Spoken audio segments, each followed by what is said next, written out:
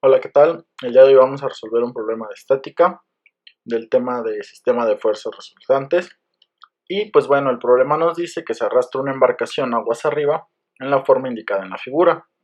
La resultante R de las fuerzas de tracción de las cuerdas FU y FB tiene por módulo 1500 newtons y su recta soporte está dirigida según el eje de la embarcación. Determinar las magnitudes de las fuerzas FU y FB. Ahora, realizando el diagrama de fuerzas, podemos ver que la resultante se encuentra sobre el eje de las X o sobre el eje de las abscisas y que la resultante no tiene ningún valor en la ordenada.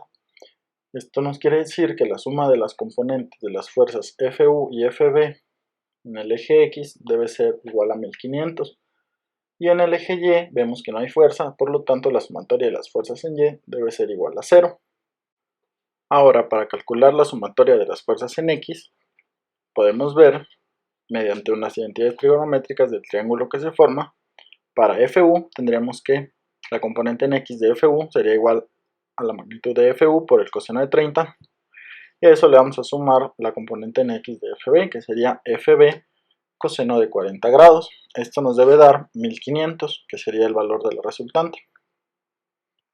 Y para las fuerzas en Y sería lo mismo, solo que tendremos que usar el seno para obtener la componente en Y. En este caso nos quedaría que FU por el seno de 30, y vemos que hay un menos. Este menos es porque la componente en Y de F de B es hacia abajo, es negativa.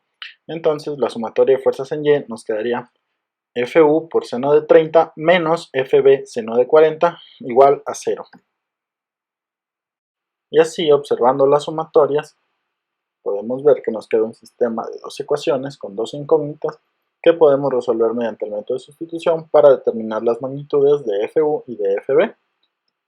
Entonces, lo primero que vamos a hacer es despejar FU de la ecuación 2 de la igualdad a 0, que sería más fácil, y nos quedaría que FU es igual a FB por seno de 40 entre seno de 30. Este valor de la sustitución lo vamos a reemplazar en la ecuación 1, y bueno, nos quedaría f de b por seno de 40 entre seno de 30, que es el valor que sustituimos, por el coseno de 30 más fb coseno de 40 igual a 1500.